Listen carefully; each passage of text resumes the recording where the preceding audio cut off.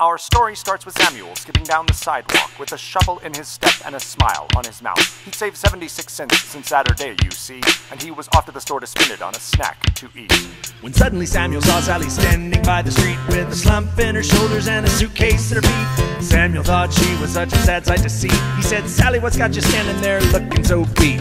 Sally said, "Samuel, it's sort of a sorry story, I must say. I need to get all the way to the south side of town in some way to visit my sister, cause I miss her. Haven't seen her in so long, but she lives so many miles away, it's too far to walk. I tried to buy a bus ticket, but I'm sort of shorthand. It's slightly more than I can afford, so here I still stand, and just like a hair plucked from a head, I'm stranded." Samuel thought about the money in his pocket, and he saw his friend in need. He said, "Sally, here, take this money, I'll give it to you happily." And Sally said, "Sam, say you made my day, showing up and helping me out in that way. It's such a nice thing I just can't repay.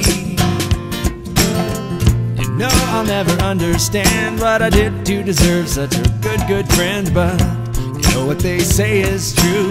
Every little good deed that you do is gonna come back to you someday." Our story shifts scenes to the south side of town, where Sally was stepping off a bus, smiling around. She had the sunshine on her shoulders and a spring in her feet, cause she had some time to spend and a sister to see. When suddenly Sally saw Silas sitting in his truck off to the side of the road, stalled down in a rut. He was slouched in his seat with a sulk in his eye, and Sally said, "Silas, who took the air out of your tires?" Well, Silas said, "Sally, it's sort of a sorry story, I must say. I saw something in the street and swerved out of the way. A truck started to skid and the steering wheel slipped and I slid off the shoulder and down in the ditch and sunk in the sand, and here I sit. I tried to drive it out, but the wheels just spinning the stuff. I tried to push it out, but I'm not strong enough. So like a porcupine handler who lost his gloves, I'm stuck."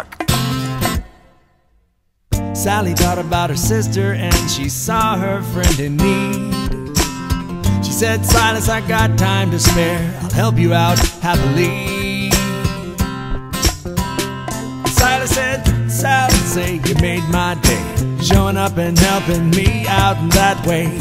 It's such a nice thing I just can't repay. You know I'll never understand what I did to deserve such a good friend, but you know what they say is true.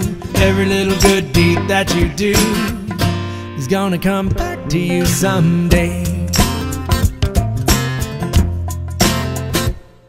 Our story continues out in the countryside, where Silas was out for a spin and in overdrive. Sitting straight in his seat with a sparkle in his eye, cause his truck was unstuck and he was out for a ride. When suddenly Silas saw Susan off to the side with a big old stack of sweet potato pie. She had a scrunch in her lip and a scowl on her face, and Silas said, "Susan, why you looking so out of place?"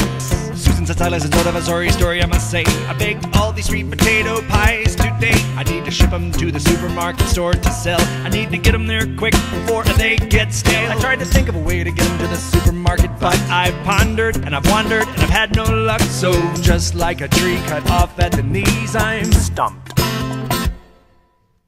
Silas thought about the open road and he saw his friend in need.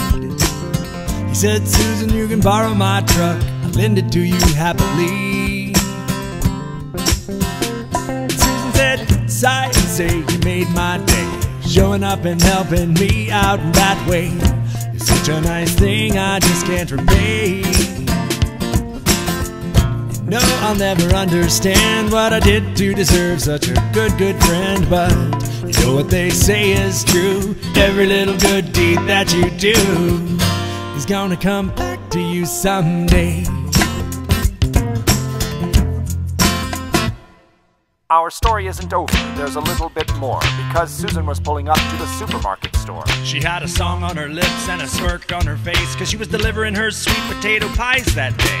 When suddenly Susan saw Samuel. You remember him? Yeah, he was at the start of the story. Well, here he is at the end, but he had a stumble in his step and a sag in his mouth, and Sally said, "Samuel, what's got you so down and out?" Well, Samuel said, "Susan, it's sort of a sorry story, I must say. I haven't had anything to eat all day. My stomach is empty and I simply should scrounge something up, but I'm starving and I can hardly stand up. I had some money I'd saved to go to the store to buy a snack to eat, but I don't have that money anymore, you see. So like a ship on the sea with a hole underneath, I'm sunk."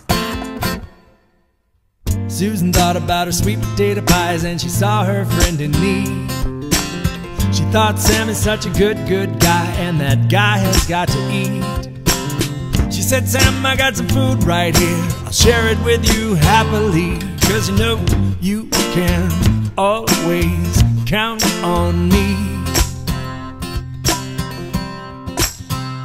And Sam said, Susie, you made my day, showing up and helping me out that way is such a nice thing I just can't repay.